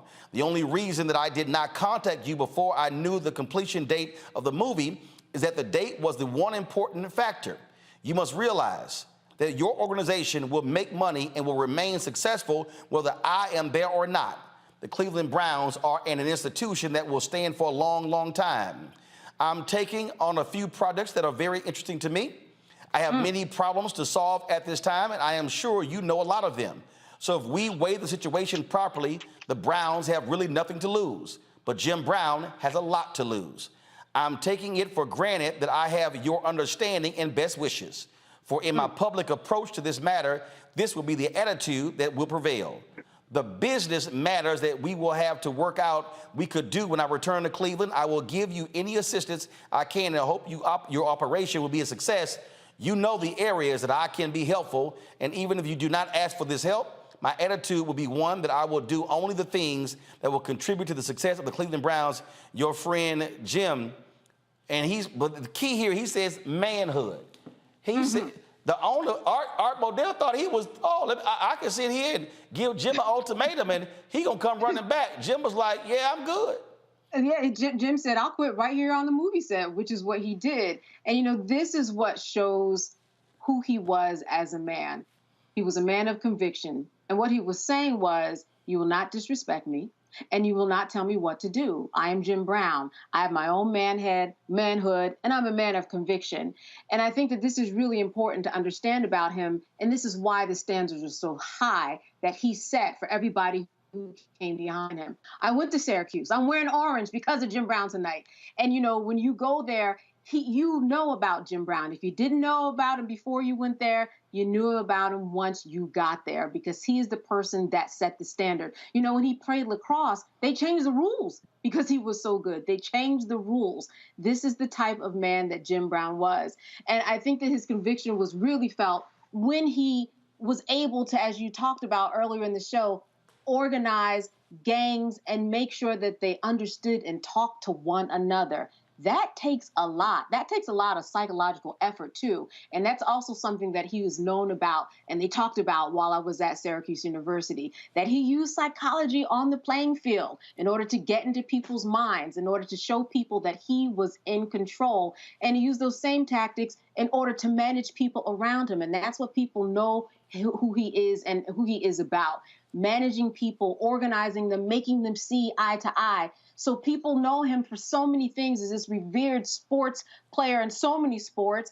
He was the first person actually to call boxing in terms of an African-American to sit there and do play-by-play and talk about boxing. And he did so many other things. He's going to be remembered for so many things, but mostly he's going to be remembered because of letters like that you just read, because this was a man of conviction, Roland. Jim, I love what he told Sports Illustrated on the set of the Dirty Dozen. He said, I could have played longer. I wanted to play this year, but it was impossible. We're running behind scheduled shooting here. For one thing, I want more mental stimulation than I would have playing football. I want to have a hand in the struggle that is taking place in our country, and I have the opportunity to do that now. I might not a year from now. And later this, he said, I quit with regret, but not sorrow. No, one of the things he says in his book, too, Roland, is he says that he was always thinking about life after football. And he said, for many athletes, there's a sharp decline because you leave all that adulation and you go to where now you're just a guy in many instances. And so for him, he said acting was a way to soften that landing spot in terms of him coming down. But I wanted to read something else to you out of this book when we're talking about a man of conviction. And I'll do it real quick here. He says, I've heard it a lot over the years. Paul Brown and other coaches didn't like this about my attitude, didn't like that. But they loved the damn performance. They were right about one thing. I did have an attitude. And my attitude, and this is what my coaches could never see, was not shaped only by the game of football.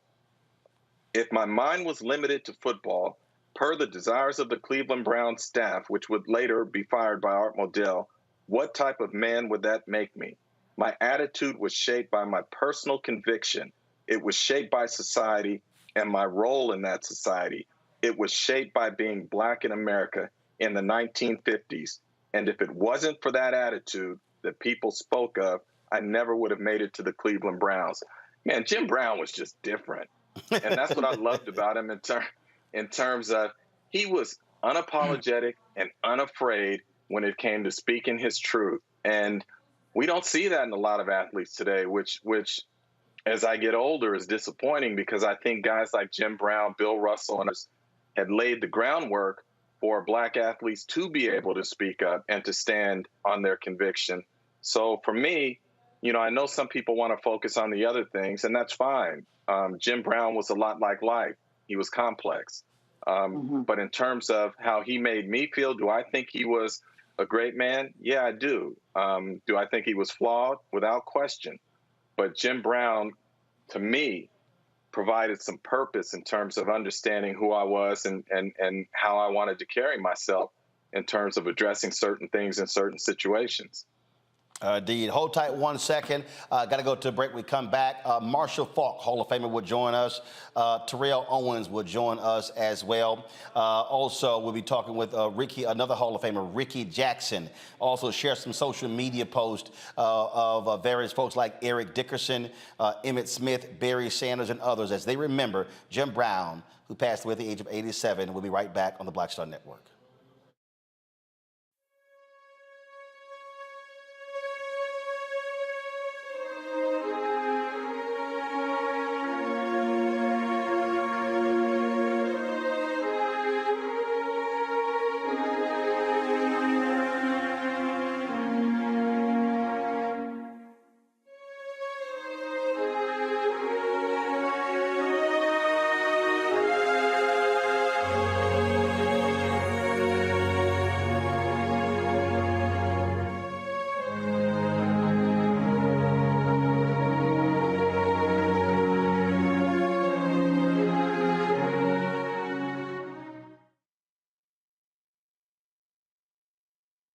Next on the Black Table with me, Greg Carr.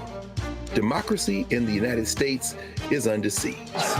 On this list of bad actors, it's easy to point out the Donald Trumps, the Marjorie Taylor Greens, or even the United States Supreme Court as the primary villains. But as David Pepper, author, scholar, and former politician himself says, there's another factor that trumps them all and resides much closer to many of our homes. His book is Laboratories of Autocracy, a wake-up call from behind the lines. So these state houses get hijacked by the far right, then they gerrymander, they suppress the opposition, and that allows them to legislate in a way that doesn't reflect the people of that state. David Pepper joins us on the next Black Table, here on the Black Star Network. When you talk about blackness and what happens in black culture, we're about covering these things that matter to us, speaking to our issues and concerns. This is a genuine people-powered movement. There's a lot of stuff that we're not getting. You get it, and you spread the word. We wish to plead our own cause. Too long have others spoken for us. We cannot tell our own story if we can't pay for it. This is about covering us. Invest in black-owned media. Your dollars matter. We don't have to keep asking them to cover our stuff. So please support us in what we do, folks. We want to hit 2,000 people, $50 this month, raise $100,000. We're behind 100,000, so we want to hit that. Y'all money makes this possible. Check some money orders. Go to P.O. Box 57196, Washington, D.C. 20037-0196. The Cash App is $RM Unfiltered. PayPal is R Martin Unfiltered. Venmo is RM Unfiltered. Zelle is Roland at RolandSMartin.com.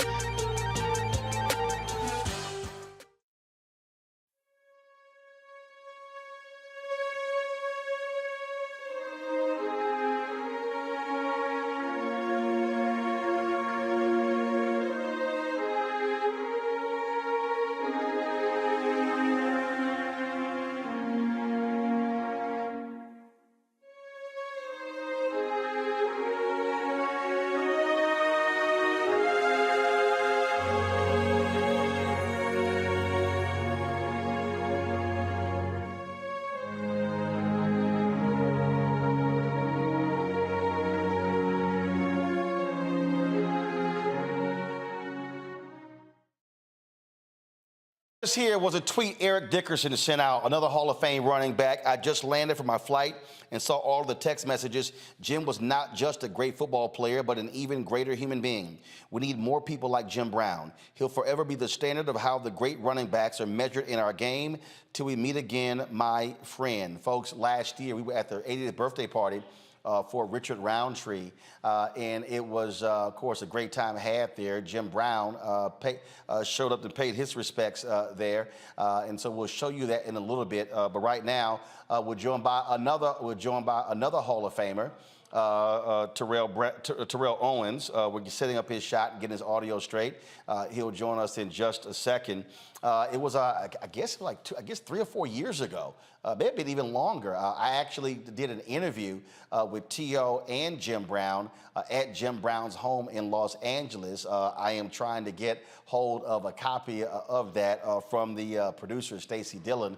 We'll try to stream that over the weekend or on Monday. It was a great conversation we had it was separate interviews I did with T.O. and then I did one with Jim Brown. It took place again at Jim's home there in Hollywood Hills. And so, do we have T.O.? Is he ready?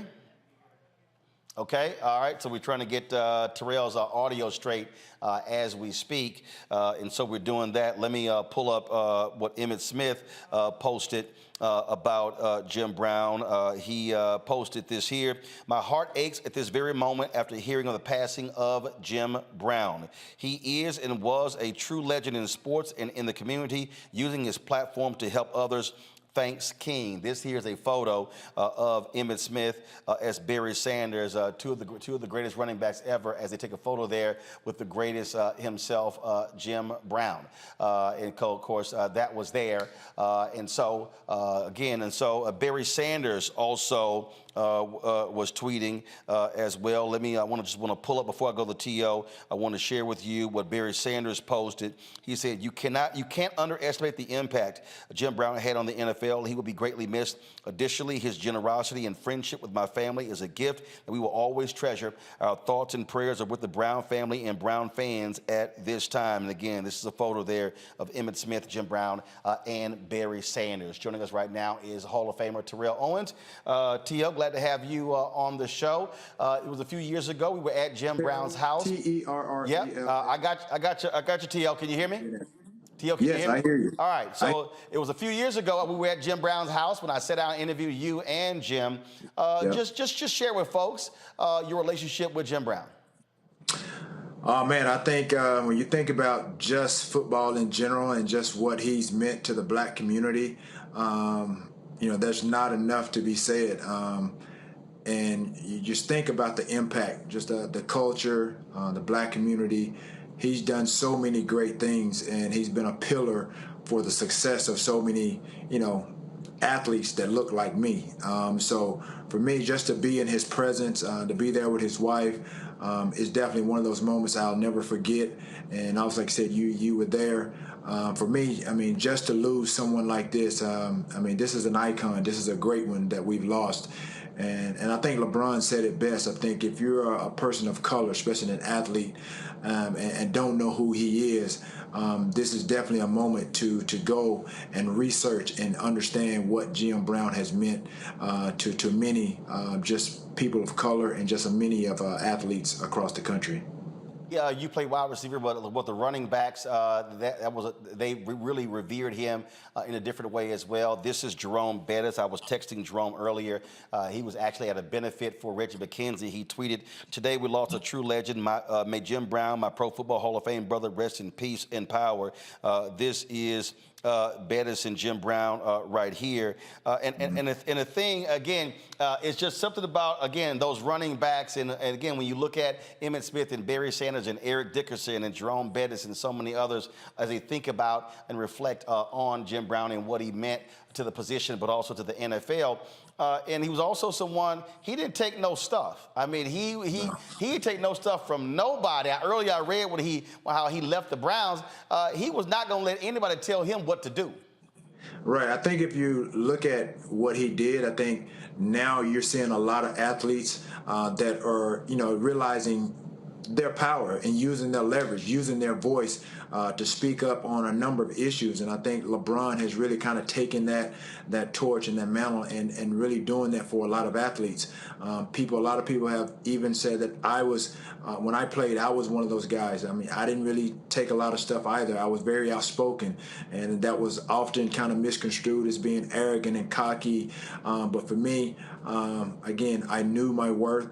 And I think I was reading something earlier when all this happened, and I came across an interview that Jim Brown had done with Sports Illustrated in 2002. And I hope a lot of athletes would really listen to and really just take note to what he said. In this article, he goes on to say that there are beneficiaries of our struggle, Brown said about modern black athletes in this interview. He said, but they don't recognize that because they're inundated with agents, managers, lawyers, and team owners who don't want them to do anything but play ball and hopefully keep themselves out of trouble and just be physical freaks of nature with no awareness of decision-making power. And that's honestly where we are right now. You think about the National Football League. This is the only sport that honestly has a lot of wear and tear on our body that doesn't have guaranteed contracts. These athletes have to understand how much leverage, how much power that they have to get those guaranteed contracts if they truly want them. And again, NFL is made up of 70+% black and brown athletes. If they want these guaranteed contracts that obviously some of these other sports are garnering, they have to understand their leverage. They have to understand their power. And this is what Jim Brown was alluding to. And this has been going on for many, many years. And it takes a number of these guys to honestly get together in order to do that. The NFLPA, the union, is not as strong as some of these other unions like the NBA, MLB.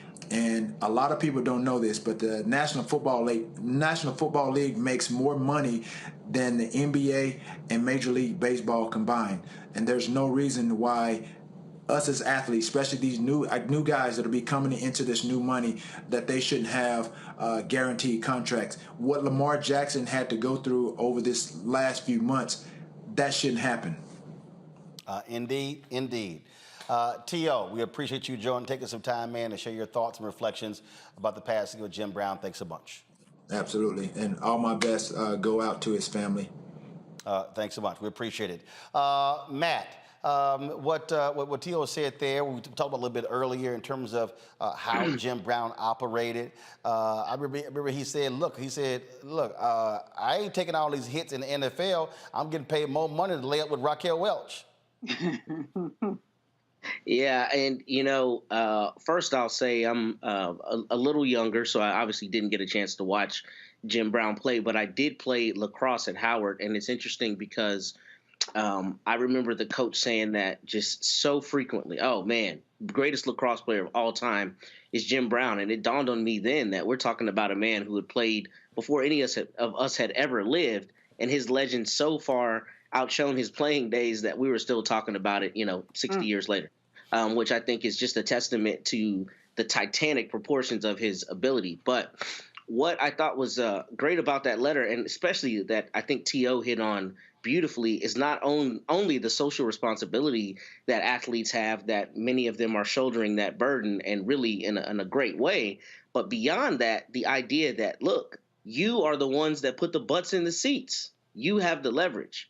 And that's an important lesson not only for the athletes, but for all of us, because so many of us create value for corporations and for agencies and other places and don't fully understand how much they rely on us and how much they need us to accomplish their goals.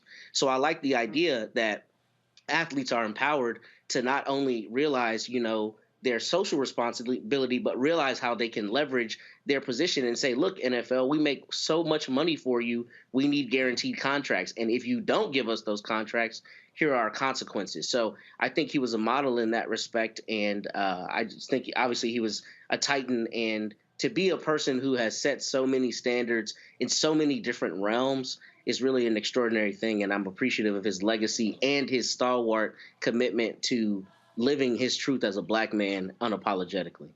Indeed. All right, I got to go to a break real quick. When we come back, we'll have more tributes to Jim Brown, folks. Again, passed away last night at his Los Angeles home at the age of 87. You're watching Roland Martin Unfiltered on the Black Star Network.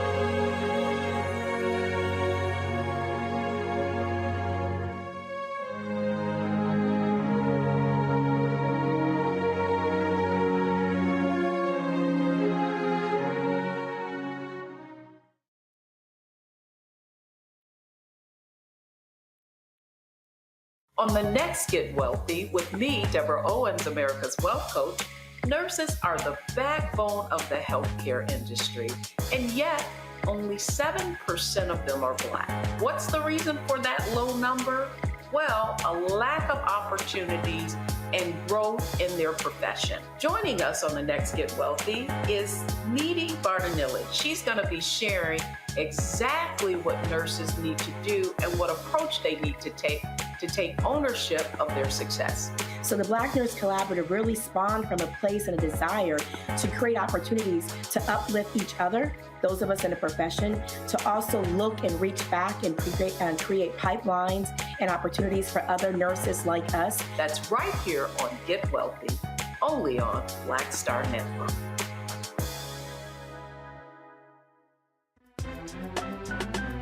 I'm Faraji Muhammad, live from LA. And this is The Culture. The Culture is a two-way conversation. You and me. We talk about the stories, politics, the good, the bad, and the downright ugly. So join our community every day at 3 p.m. Eastern and let your voice be heard. Hey, we're all in this together. So let's talk about it and see what kind of trouble we can get into. It's The Culture, weekdays at 3, only on the Black Star Network.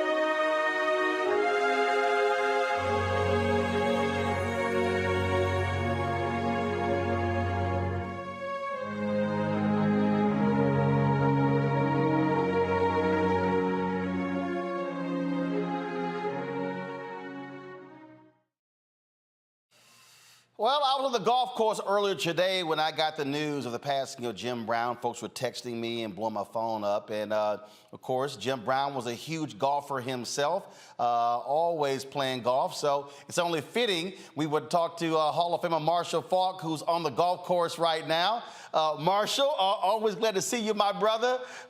Jim Brown loved the game of golf, and so did the both of us.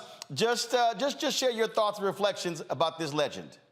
Man, a life well lived. And I think that, we'll talk a lot about Jim and what he did in football. But when you got to think about the transition that he made into acting and then being an activist with the AmeriCAN Foundation and all the stuff that he did to help solve the gang issues in L.A., people don't really understand a lot of what Jim Brown did. And I know for me, what he meant to me, not just as a football player, but just as a role model and as a mentor, providing me the stability to have the career that I had by just giving me information. Jim was a wise guy, and he was there for a lot of us who came up looking for those role models in our life. Marshall, there was a guy who played golf with Jim in Dallas, and he was talking about Jim's peripheral vision. And see, you already know what's coming. And so for folks who don't know in golf, I mean, so when you play in golf, y'all, you can see, you got people, you don't want folks in your sight. But he said his sight was so ridiculous, he didn't want anybody standing here, or even behind him because he literally saw all of that. That's what made him a great running back. It frustrated the hell out of folks playing golf with him. They were like, Jim, hit the damn ball. Roland, every time I played golf with Jim, I figured out after maybe the second time, when he's getting ready to hit, he's on the tee box, I'm just going to stay in the cart. That's it. You couldn't, I mean, you were pretty much going to be wrong. And then on the green, if you were standing behind him and he missed the putt and he had the putt going back, you had to walk around and get behind him. His peripheral vision was so good, but he was just fun to play with, and he will be missed, man. Guy will be missed. I was talking to T.O., and I said, obviously, for running backs, for you guys, Jim Brown was something different. I mean, he was the gold standard. When you talk about speed, agility, power, strength, he can run, he can catch. I mean, that's who everybody is measured up against. Yeah, 100%. And the one thing about Jim that you had to understand, for us as running backs, you know, we're competitive, we're narcissistic, we all think that we are the best. But with Jim, it was like, nah, Jim's the GOAT. He's our guy. And we all gave it to him. Every time at the Hall of Fame, we got together and we kind of started it. The backfield wasn't too crowded for all of us, whether it was Emmett, Marcus, Jerome, Eric, all of us, we understood that Jim Brown was the GOAT of all GOATs when it came to playing the position. Right. I mean, that's, like in basketball, they like, oh, Russell, Kareem, you know, Michael. But the bottom line is kind of like Jim Brown. And, okay, y'all can talk about, you know, 2 through whatever. But he was number one. One of the things that I read earlier, how he walked away from the Browns. He was about manhood. He was about, you are going to respect me. And he walked away from the game. He literally was, 9 years, he was still in tip-top form. He could have rushed for another 2,000, 3,000, 4,000 yards if he wanted to. Yeah, walked away from the game. And here's the thing you got to remember. It wasn't just about that you were going to respect him. He respected you. So you were kind of forced to give Jim the respect because he gave the respect. And I just remember when I met him back in 1994, and he knew who I was. I was like, Jim Brown, you know me? Right. I mean, it was like, you know me? And Jim knew who I was. So just the respect was there. Leaving the game early because it wasn't fair and what he meant to the game. And then later on, the NFL embracing everything about Jim Brown and what he stood for. And I think when you look back at the Kaepernick situation and a lot of that stuff, we didn't have social media. He didn't have the media on his side. Jim Brown was an activist. He left the game, and people just wrote him off as if he was, just a guy bitter.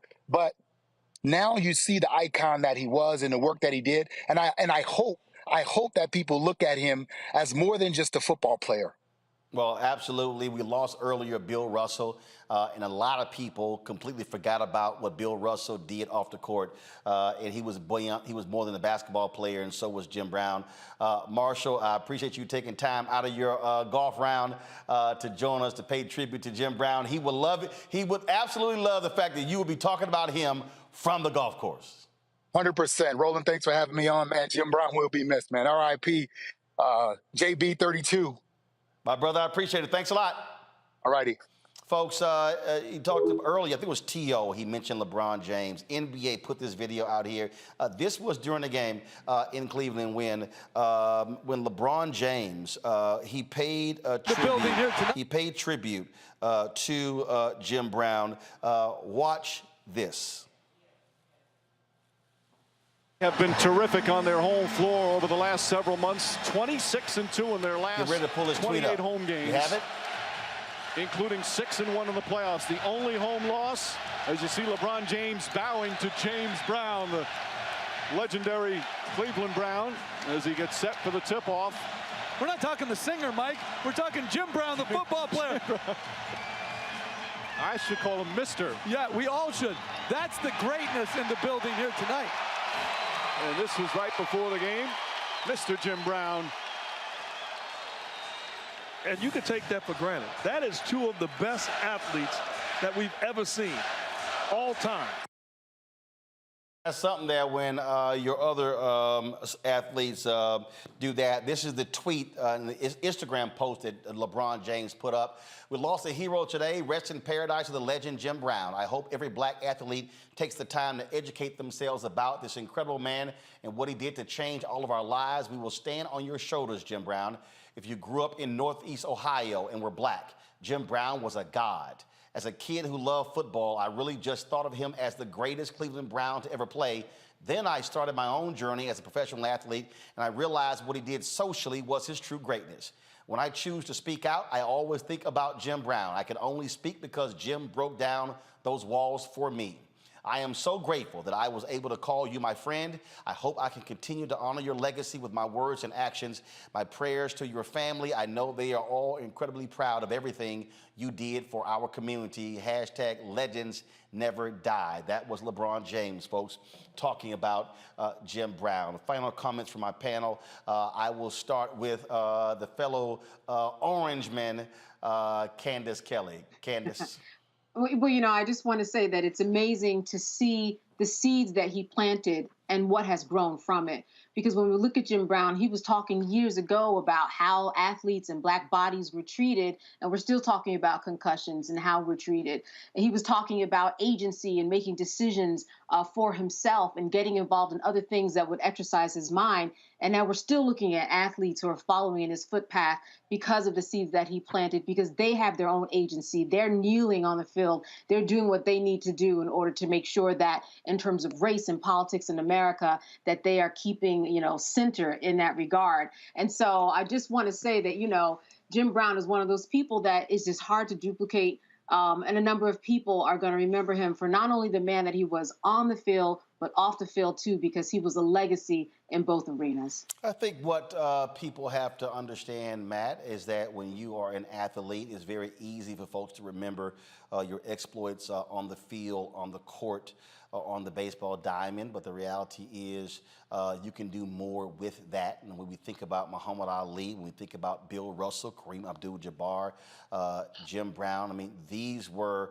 true icons, but who understood the assignment, Jackie Robinson as well. They understood that they could use their power, their force for good to help black folks, to help the community at large. It wasn't just about them.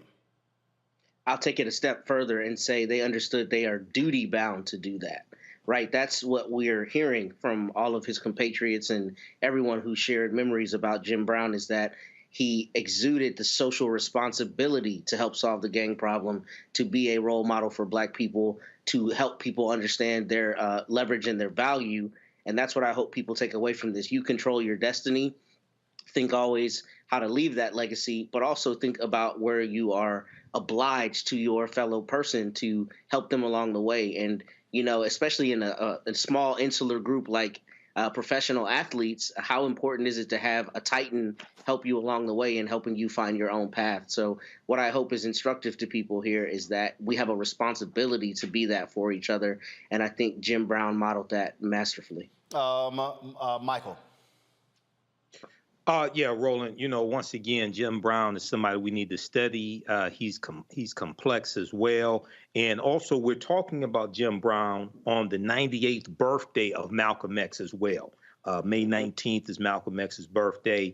And we know that I encourage people to watch that movie from director Regina King, One Night in Miami, because Jim Brown connects us to Malcolm X, connects us to Muhammad Ali, connects us to what's taking place during that period of time in the fight for civil rights and things like this, fighting against racism, et cetera. And then being an activist at the ground level.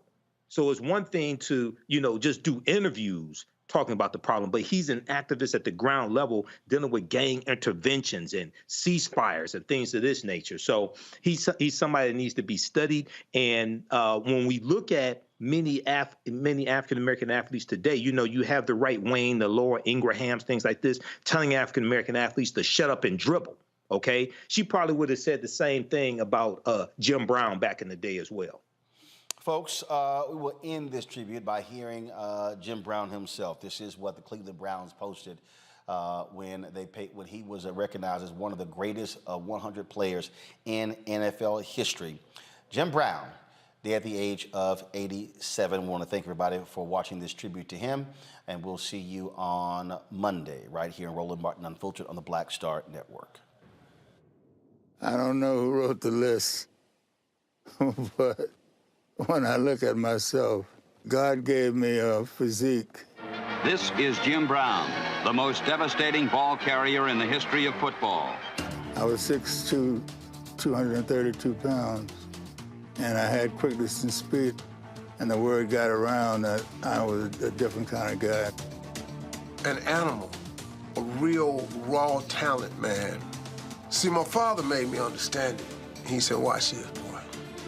He don't run out of bounds. He gonna put his head down, he gonna get some more. And when he got tackled, he said, watch how slow he get up. He said, you know what that is? He said, in life, just get up slow, because you're gonna have to pick yourself up a bunch of times. Ain't no need to rush it. And this dude never missed a game. Every Sunday we watched, Jim Brown was on the field.